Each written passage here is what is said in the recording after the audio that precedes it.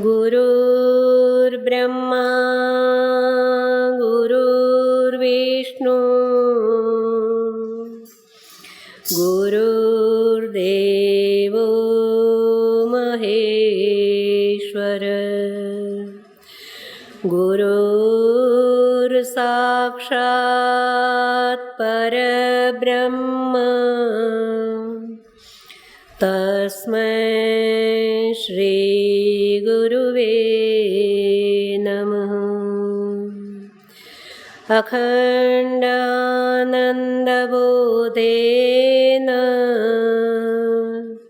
शिष्यसन्तापहारिणे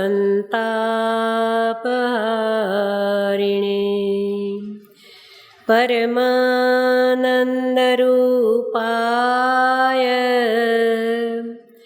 तस्मै श्री गुरुवे नमः। वंदा गुरुपदकंज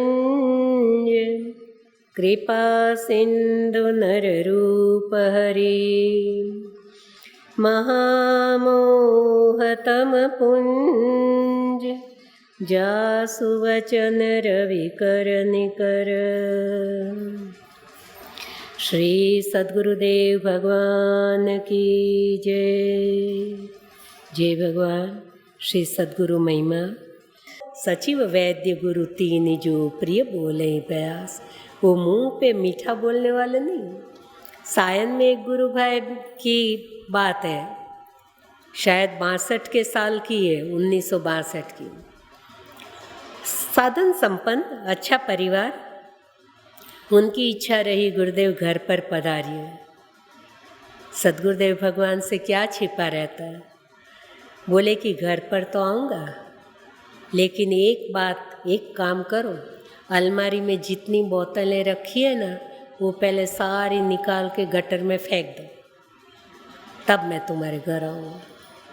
अब किसने बताया था? हाथ जोड़ दिए। गुरुदेव, मैं आपकी आज्ञा का पालन करूँगा। अभी तो निकाल के फेंक दूँगा, लेकिन मैं इतना आदती हो गया हूँ इसका कि एक दिन भी मैं ड्रिंक लिए बिना रह नहीं सकता हूँ। आप आओगे और आप आके चले जाओगे, मैं दूसरी बोतल ले आऊँगा। देखो सरलता तो है ना। गुरुदेव का देखा जाएगा, लेके तो आओ, अभी तो निकालो। बोले सद्गुरुदेव भगवान उनके घर पधारे। उनको शायद कंठी मंत्र दीक्षा भी दी, मेरे ख्याल से, मेरे को जितना याद है। हो सकता है थोड़ा बहुत भूल गई हूँ। हाँ, और फिर बाद में कहते हैं कि वो नहीं रह पाए, लाए और जैसे ग्लास में निकाल के पीने लगे तो खून खून दिखने लगा। कैसी करुणा कर दी। हाँ, कैसे उबार लेते हैं। सद्गुरुदेव भगवान किस पे करुणा नहीं करते। अनेक प्रकार की उनकी शक्तियाँ, वो कोई भी जीव का किसी भी प्रकार से कल्याण चाहते हैं। गुजरात में वापी वलसाड़ के पास वासदा गांव है, जहाँ वहाँ पर भी डांग जिला, बहुत ही गरीबी है, आदिवासी क्षेत्र है। वासदा गांव में इतने बड़े पैमाने पे तो नहीं है, लेकिन नेत्र चिकित्सालय है, वहाँ भी हॉस्पिटल चलता है। और हर रविवार को बम्बई से डॉक्टर जाते हैं। 50, 60, 70, 80 जितने भी मरीज आ गए, उनका ऑपरेशन वहाँ भी होता है। मैं वहाँ 4-5 बार गई हूँ। अच्छा काम कर। लेकिन वहाँ के जो संचालक, 1968 में जब नर्मदा तापी में बहुत बाढ़ आ गई और हम लोग सद्गुरुदेव भगवान के साथ नवसारी में श्री अरविंद भाई के बंगले में रुके थे 1 महीना। और वहाँ से जहाँ जहाँ बाढ़ग्रस्त विस्तार था, वहाँ सेवा कार्य मदद पहुँचाई जाती थी। अपने भाई लोग सब सर्वे करने जाते थे और वहाँ का कार्य चल रहा था। उसी दिनों में मथुरा के पास कोसी नदी की बांध टूट गया था, तो वहाँ भी अपने कंबल वगैरह, श्री राम भाई वगैरह सब गए थे। और बिहार में जो कुछ चावल वगैरह बचा था, उसको सस्ते अनाज में सस्ते दाम में निकाल कर उस पैसे से कंबल आदि खरीद कर वहाँ मदद पहुंचाई थी। तो उस वक्त कनुभाई वैद्यराज तो नहीं, कनुभाई वैद्य, उनकी सरनेम वैद्य थी। वो गुरुदेव के पास ब्राह्मण रहे जाति से, तो उनके मन में ये सब सेवा कार्य, सेवा भाव उदित हुआ और गुरुदेव के संपर्क में आए। गुरुदेव ने कहा आप सब छोड़ के और वासदा आ जाओ। बम्बई में रहते थे और वासदा की सेवा संभालो। तो उन्होंने जब सद्गुरुदेव भगवान ने लीला समेटी, स्वधाम गमन किया, तब वो वहाँ छोटे छोटे गांव में, तब वासदा में हॉस्पिटल नहीं था, अगल बगल के गांव में वो डॉक्टरों को लेके जाते थे और जिस गांव में 5-25 जितने मरीज हो गए इकट्ठे, उनका ऑपरेशन करा देते थे। तो आम को आंबा बोलते हैं गुजराती में। तो उस गांव का नाम था मोड़ा आंबा और खट्टा आंबा, मतलब 2 गांव थे। वहाँ पे आम बहुत होते हैं, वो वलसाड़ी हाफूस कहलाता है। तो एक गांव के कुछ खट्टे आम निकलते होंगे, एक गांव के मीठे या फीके आम रहते होंगे। तो मोड़ा यानी फीका आम और खाटा आम यानी खट्टा आम। तो उसी नाम से ये दोनों गांव के नाम थे। तो मोड़ा आंबा के नाम के गांव में वो थे और उनके पास खबर पहुंची कि सद्गुरुदेव भगवान ने लीला समेट ली। वो अपना कार्य छोड़कर बम्बई जाने के लिए तैयार हुए। तब सद्गुरुदेव भगवान ने वहाँ उनको प्रकट होकर दर्शन दिए कि कहीं आने जाने की जरूरत नहीं, मैं यहाँ मोड़ा आंबा में हूँ, अब बताइए। यहाँ लीला समेटी, यहाँ वो शरीर त्याग दिया है, हाँ, अब बताइए, क्योंकि तुरंत ही शरीर परिवर्तन कर, उनके लिए क्या असंभवित है। ये मेरे पास आज बात आई फ़ोन से कि बहन ये बात बताना। मेरे पास जो बात आती है ना, वो मैं आपके सामने रखती हूँ। ऐसे समर्थ सद्गुरुदेव भगवान आज भी हमारे बीच है। देश काल दिशि विदिशे हूँ माही, कहूँ सो कहाँ जहाँ प्रभु ना। हरि व्यापक सर्वत्र समान, सर्वत्र है समान भाव से। हम मान बैठे, गुरुदेव कई बार श्रीमुख से बोलते रहे, मुझे इतने में ही मत समझो, मुझे इतने में ही मत मानो, इससे ऊपर उठो तब तुम्हें पता चलेगा। हाँ, पर हम मोहवशात, हम मायावशात उसी में फंसे रहे, मैं तू में पड़े रहे। हाँ, सद्गुरुदेव भगवान ने बहुत बार इंगित किया, इशारा किया, सावधान किया, जागरूक किया, लेकिन हम जागे। आज हमें पता चल रहा है कि वो हमारे बीच क्या खेल करके गए, क्या दिव्य लीलाएं उन्होंने की है। शास्त्र का भी इतना ज्ञान, कितना साहित्य। जब 2 साल काष्ठमोहन में थे तो उन्होंने एक एक घंटे का नहीं, एक एक मिनट का हिसाब रखा है। हाँ, एक एक मिनट का, कि मैंने 2 साल में, 2 साल के समय दरमियान कितने घंटे, कितने दिन मैं सोया, कितने दिन ध्यान में बैठ गया, कितने दिन मैंने भोजन या अपने शरीर के उसमें लगाए, कितने दिन मैंने साहित्य अध्ययन किया। ये सारा उनका लिखा हुआ कुमुदबेन या कृष्णाबेन के पास था। तब मेरी उम्र तो छोटी, मैं इतना गुरुदेव के नज़दीक नहीं जा सकती। तो एक एक क्षण का हिसाब सद्गुरुदेव भगवान कहते, एक एक पाई का हिसाब रखो, एक एक क्षण का हिसाब रखो, तब तुम जीवन में कुछ कर पाओगे। 1963 में गुना में नेत्र यज्ञ चल रहा था। सब्जी वगैरह लाने का जीप भर के लेके आते थे, ओमकार चाचा संभालते थे। आप लोगों ने ओमकार चाचा को देखे होंगे। तो ओमकार चाचा फिर रोज के रोज गुरुदेव को हिसाब बताते थे। ओमकार इधर आओ, बोले कितने की सब्जी लाए हो, कितना खर्चा आज किया है। तो एक दिन मैं पास में बैठी थी, इसलिए मैंने सुना, तो 15 रुपये हरे धनिये का था। तब 15 रुपये की कीमत बहुत थी।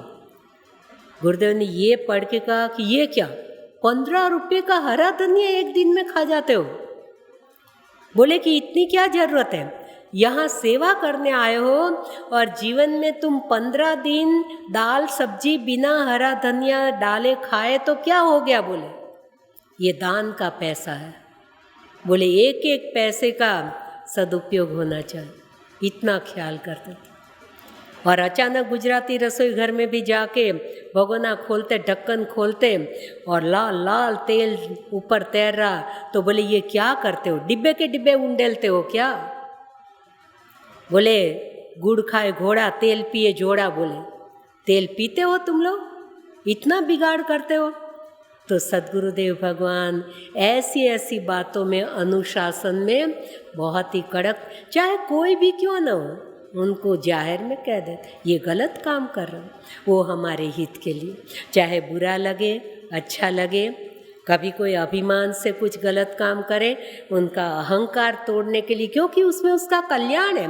यद्यपि प्रथम थोड़े रूठ भी जाते हैं, हाँ, थोड़े मुंह भी फेर लेते हैं, मुंह चढ़ा लेते हैं, तो यद्यपि प्रथम दुख पावहीं रोवहीं बाल अधीर, व्याधि नाशित जननी गणहीन सोषि सुपी। हम तो नादान, छोटे, कच्ची बुद्धि, कभी कुछ भी करते हैं तो वो डांटेंगे नहीं, वो हमारे हित के लिए, तो क्या मीठा मीठा बोलने वाले हमें बहुत मिलेंगे, सही बात करने वाले कौन मिले? कई बार हम लोग भी नाराज हो जाते थे कि गुरुदेव हमको कैसे डांट दिया, फटकार दी। लेकिन हमारे कल तो बच्चा को माँ डांटती है तो बच्चा उनके सामने मुंह फुला लेता है, थोड़ी देर रूठ जाता है, बोलता नहीं है, तो माँ उसको मनमाना थोड़ी करने देती। इसी तरह से हम चाहे रूठे चाहे गुस्से हो, लेकिन सद्गुरुदेव भगवान हमें समय समय पर बराबर टोकते रहते। 64 के साल में एक दिन मैं गुरुदेव के यहीं जो आज गुरु मंदिर है, 5-7 जने बैठ पाए, इतनी जगह थी। गुफा आप लोगों ने देखी होगी, नहीं, मंदिर बन गया वही, तो उससे पहले गुफा थी और उसके अंदर भी एक और गुफा थी। तो उसी की लाइन में गुजराती रसोई घर भी था। आज जो बड़ा हॉल बन गया, वहीं पर सब भोजन को बैठते थे, गुजराती पंगतें वहीं लगती थी। और रघुवीर मंदिर से जो हम सीढ़ियाँ उतर के गुरु मंदिर जाते हैं, वहीं एक कोने में ऊंचा नल लगा हुआ और टाट का बना हुआ गुरुदेव का बाथरूम रहता था। तो गुरुदेव मेरे को एक दिन बोले कि रमा, जीमी दर्शनन में जीभ बिचारी, उसका अर्थ क्या होता है?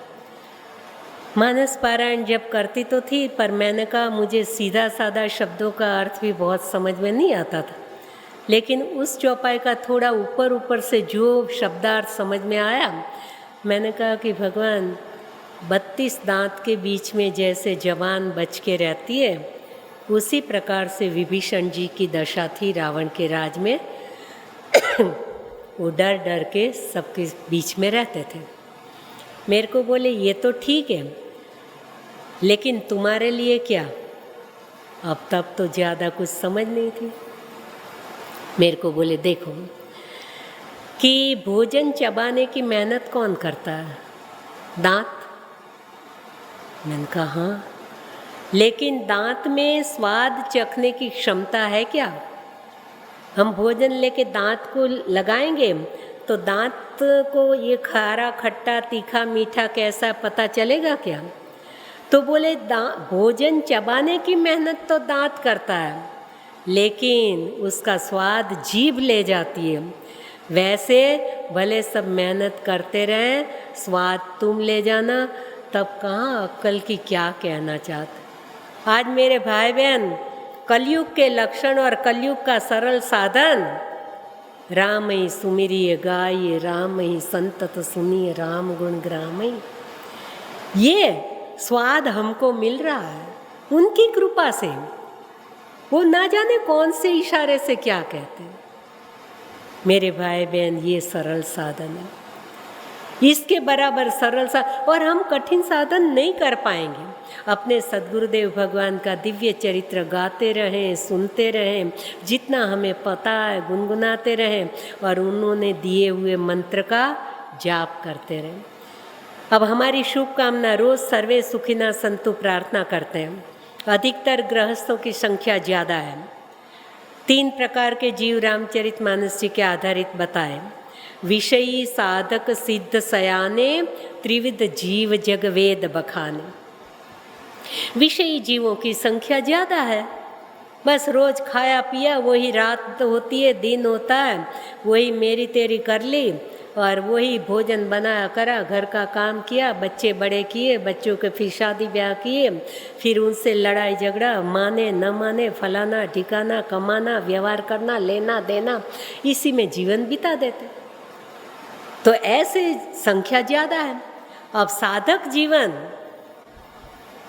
संसारी जीवन से मुख मोड़कर प्रभु शरण में रहकर और आत्म कल्याण हेतु जितना बन पाए उतनी साधना करते रहे, तो ऐसे साधक कुछ गिनती में हैं। लेकिन साधना करते करते सिद्ध महापुरुष हुए वो तो अंगुली पे गिनने वाले बहुत कम है। ये 3 प्रकार के जीव हैं। तो ये 3 प्रकार के जीव में विषयी जीवों की गिनती ज़्यादा, संसारियों की गिनती ज़्यादा है, लेकिन तीनों के लिए साधन एक सा ही है। कलयुग के अनुकूल, युग के अनुकूल की साधना। और एक साधारण किसान भी जानता है कि कौन सी सीज़न में कौन सी फसल अच्छी आएगी, तो कौन से युग में कौन सा साधन हमारे लिए सरल है, ये मानस जी में बताया, मैं शायद पहले भी बता चुकी। ध्यान प्रथम युग, मख विधि दूजे, द्वापर परितोषित प्रभु पूजे, कलि केवल मल मूल मलिना, पाप पयो निधि जन्मन मीना। सतयुग में ध्यान धारणा समाधि, सतयुग के देव शिव जी हैं अजन्मा, वो सहज समाधि भली, बीते संवत सहज 87, तजी समाधि शंभु अविनाशी। वो नित्य ध्यान में समाधि मग्न रहते हैं। त्रेता में भगवान श्री राम जी हैं, और राम जी का प्रागट्य ही यज्ञ के माध्यम से हुआ है। कुमार अवस्था में विश्वामित्र जी के यज्ञ रक्षा हेतु पधारे, फिर धनुष यज्ञ संपन्न हुआ। ब्याह के बाद वनवास हुआ तो चित्रकूट के जंगल में भी बट छाया बेदिका बनाई, सिय निज पाणी सरोज सुहाई, तह बैठे मुनि गण सहित नित सिय राम सुजान, कहीं कत सुनहि कथा इतिहास सब आगम निगम पुराण। देखिए स्वयं राम जी भी आगम निगम पुराण की कथा सुनते हैं। और छोटे रहे तब भी गुरुदेव वशिष्ठ जी के पास वेद पुराण सुनई मन लाई, आप कहें अनुजई समुझाई। कथा रोज सुननी चाहिए, उसमें हमें बहुत ज्ञान मिलता है। अब कोई सोचे कि भाई जंगल में रहते हैं क्या काम करेंगे, यज्ञ ही तो करेंगे, जब तब करेंगे, उसी में तो समय बिताएंगे, टाइम पास कैसे होगा। अब वापस लौटे 14 साल के बाद, राजा धीराज बन गए, तब तो बहुत जिम्मेदारी है। बाद में भी अश्वमेघ यज्ञ किया, तो वो त्रेता युग यज्ञ का काल है। और द्वापर में श्री कृष्ण भगवान प्रकट हुए हैं। तो द्वापर परितोषित प्रभु पूजा, भगवान संतुष्ट होते हैं, राजी होते हैं सेवा पूजा अर्चना से।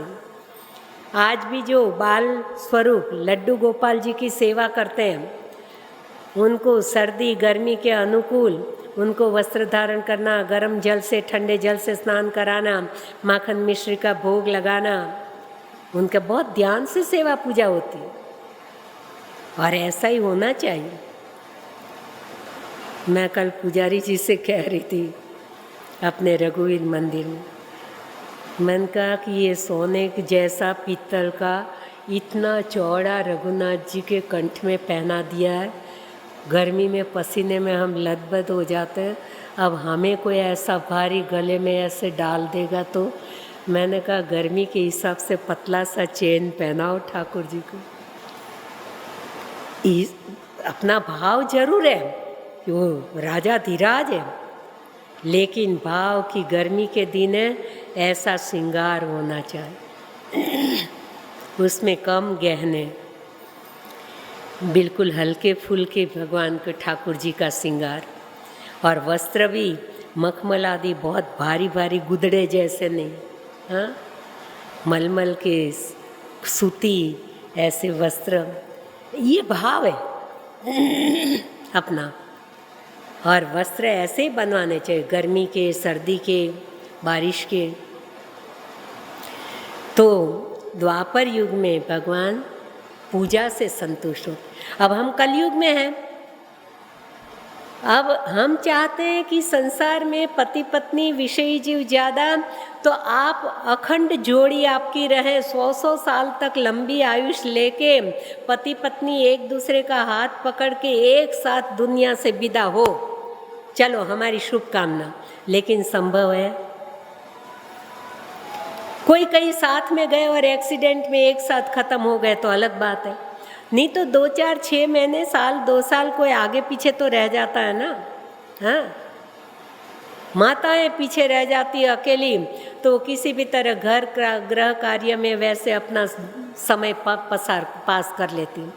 लेकिन पुरुष वर्ग, भाई लोग अकेले जो रह जाते हैं, उनको यदि भजन शास्त्र सत्संग ये कुछ स्वभाव नहीं होगा, रुचि नहीं होगी, तो पागल हो जाते, इधर उधर घूमते रहते।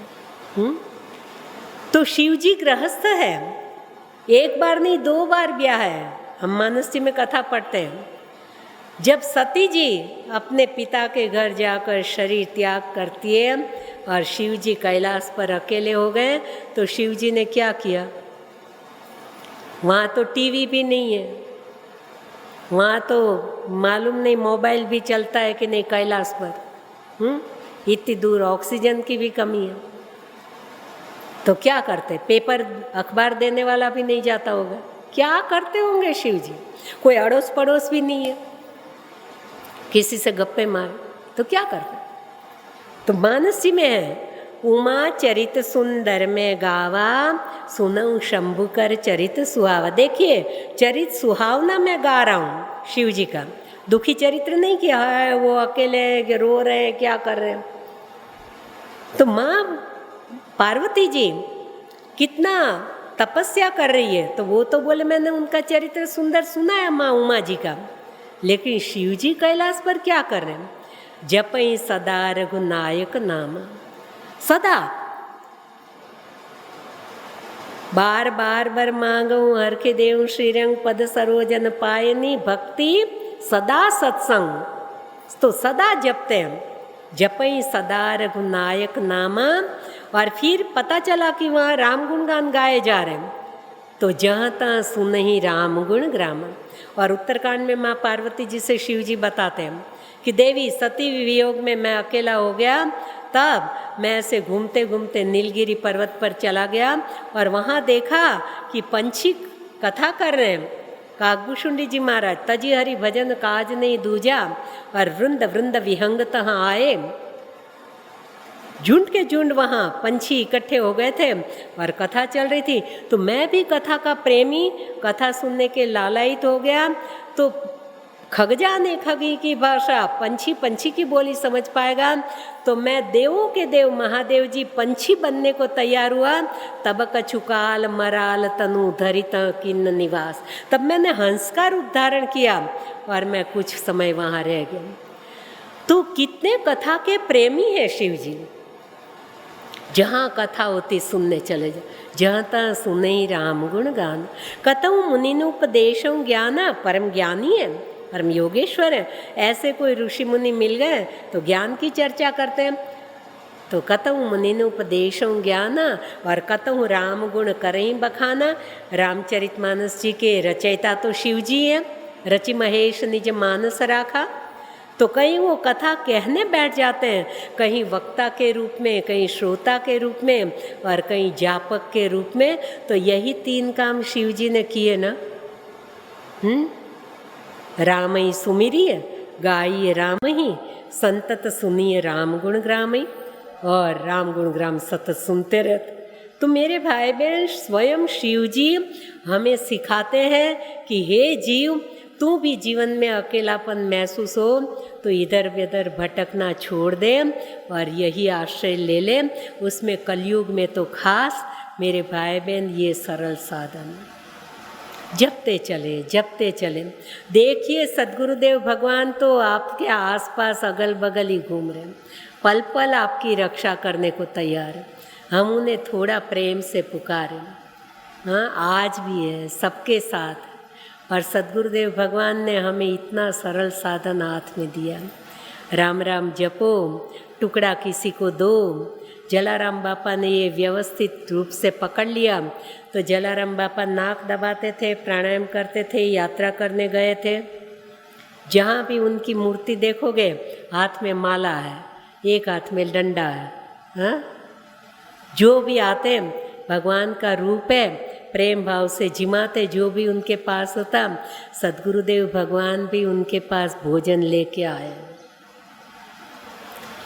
सद्गुरुदेव भगवान जब केवल आलू पाते थे, पुष्कर जी में एक बार गुरुदेव विराजमान थे तब बताया था, तब मैं बोले खाली आलू खाता था। तो सौराष्ट्र में आलू जो उधर का एरिया है ना, उधर उत्तर गुजरात में डीसा में आलू बहुत पकते हैं। डीसा के आलू पूरे भारत में जाते हैं, लेकिन सौराष्ट्र और ये गुजरात में थोड़ा अंतर है। वहाँ आलू इतने नहीं बनते और छोटे गांव में तो मिलते नहीं थे। मेरी जन्मभूमि जहाँ, वहाँ भी मैं छोटी थी 10 साल की, तो आलू चाहिए तो 10 किलोमीटर दूर जो डिस्ट्रिक्ट है अमरेली, वहाँ लेने जाना पड़ता था। छोटे गांव में नहीं मिलते।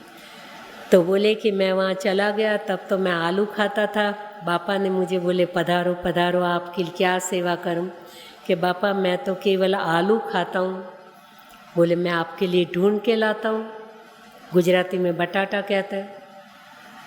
तो वो जलाराम बापा गांव में ढूंढने गए तो बोले ऐसे नरम हुए, गले सड़े, ऐसे 3 छोटे छोटे आलू मिले कहीं से, और सद्गुरुदेव भगवान को दिए कि बापू ये इतना मिला है। बोले इतना तो बहुत है। बोले फिर सद्गुरुदेव भगवान एक बार बोल गए थे, आज जो अन्न क्षेत्र इतने सालों से चल रहा है वो ये 3 आलू की महिमा है।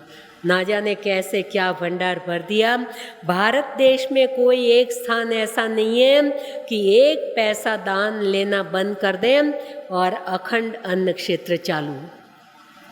आज भी जो भी आए बैठ जाओ महाप्रसाद पाने के लिए, और बिल्कुल लेना बंद कर दिया।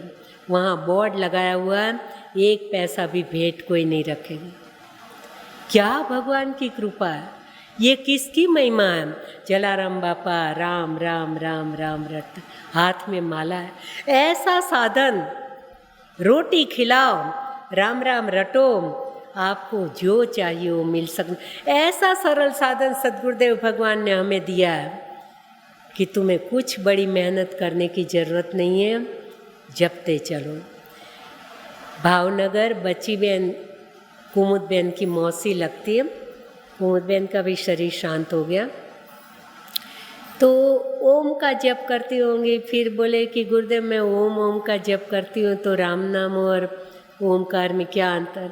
तो गुरुदेव पुष्कर में जब वो आए तो हमारे सामने मेरी सुनी हुई बात है, तो उनको कहते थे बच्ची बहन ओम कहो या राम, बच्ची बहन ओम कहो या राम, दोनों एक स्वरूप है, ओम कहो या राम, दोनों एक से है, कोई फर्क नहीं है।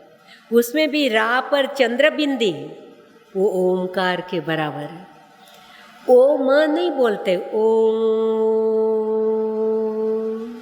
वैसे राम अलग होता है, और रा पर चंद्र बिंदी वो राम, ये उच्चारण होता है। और तीनों में, ये दोनों में 3-3 अक्षर है।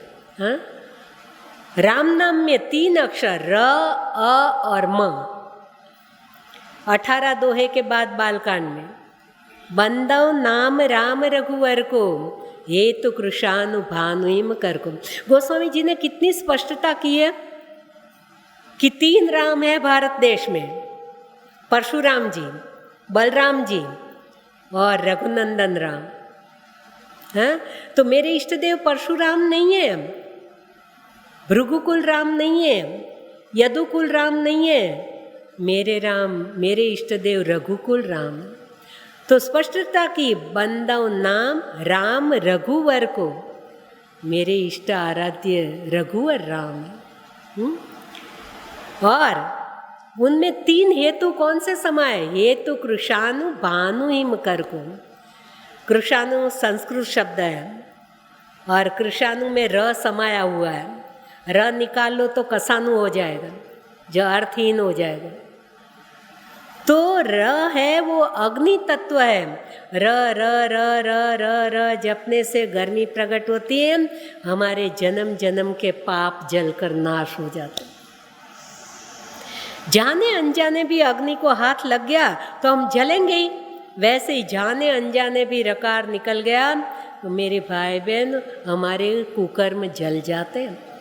भानु, भानु यानी सूर्य, भानु में से मात्रा निकाल ली जाए तो भनु रह जाएगा जो अर्थहीन हो जाएगा। सूर्य प्रकाश देते हैं, सूर्य नारायण भगवान हमें। हमारी जो अज्ञानता रूपी अंधेरा है उसमें आकार का जप करने से ज्ञान रूपी प्रकाश मिलेगा, अज्ञानता रूपी अंधेरे का नाश हो जाएगा। और हिमकर यानी चंद्र, हिमकर में से म निकाल दो, हीकर रह जाएगा जिसका कोई अर्थ नहीं। चंद्र हमें शीतलता प्रदान करते हैं, चंद्र हमें अमृत बरसाते हैं। मेरे भाई बहन राम, राम में म है, वो हमें शीतलता प्रदान, हमें भीतरी शांति मिलती है, हमें विश्राम मिलता है। हरखे हेतु हेरी हर ही को, किय भूषण तिय भूषण ती को, नाम प्रभाव जान शिवनी को, काल कूट फल दीन अमी को, विष के साथ राम नाम मिला दिया, विश्राम प्रदाता हो गया, हमें विश्राम मिलेगी। ये तीनों की अलग अलग चौपाइयाँ हैं।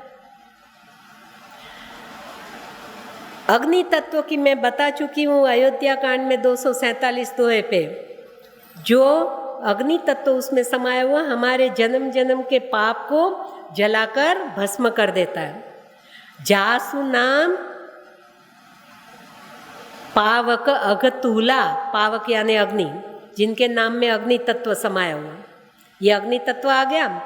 फिर 115वां दोहा बालकांड का, जासु नाम ब्रह्म तिमिर पतंगा, पतंगा यानी सूर्य। देखिए पतंग और पतंगा में भी फर्क है। प्रातः काल का सूर्योदय जो हमारी आंख चकाचौंध नहीं हो जाती, हम सामने देकर अर्घ्य दे सकते हैं, उसकी कोमल किरणें हमें विटामिन देती हैं। तो उदित उदयगिरी मंच पर रघुवर बाल पतंग, वो बाल पतंग है। और जब धनुष भंग हुआ तो दोपहर में बहुत तपता हुआ, वो खुद भी इतना तप रहा और सबका सिर तपाता है, दोपहर 12 बजे का सूर्य। तो आए भृगुकुल कमल पतंगा। हा? क्या गोस्वामी जी की रचना। तो जासु नाम ब्रह्म तिमिर पतंगा, हमारे ब्रह्म रूपी अज्ञानता रूपी अंधेरा है, उसके लिए ये आकार वो पतंगा सूर्य नारायण। और हिमकर चंद्र 42वां दोहा अरण्य कांड का, राका रजनी भगति तव राम नाम सोई सोम, अपर नाम उडगण विमल बसों भक्त और व्योम। हाँ? तो मेरे भाई बहन, जैसे राम नाम में 3 अक्षर र अ और म, वैसे ओमकार में 3 अक्षर अ उ और म। तो अ और म तो दोनों में है। अब ओमकार में से अ और म निकाल दो, केवल ऊ रहेगा। ऊ तो शोकवाचक शब्द है, बैठे बैठे अकेले ऊ करा करो तो रोने का बात हो गई ना। और ओमकार को दूसरे शब्द से कहते हैं प्रणव, और प्रणव में से र समाया हुआ है। वो प्रणव में से र निकाल दो तो अर्थ बदल जाता है पणव। पणव यानी ढोल, पणव निशान घोर रो बाजे, महाप्रलय के जनुगन गाजे, लंका कांड। तो मेरे भाई बहन, ये तीनों अक्षर दोनों चीज़ में, चाहे ओमकार ओम ओम जाप करो, चाहे राम नाम जाप करो, तो ऐसे सद्गुरुदेव भगवान हमें सरल साधन बताए। ओम राम राम करो, रोटी खिलाओ, हम सबका सहज में कल्याण। आज इतना ही, समय पूरा हो गया। जय भगवान।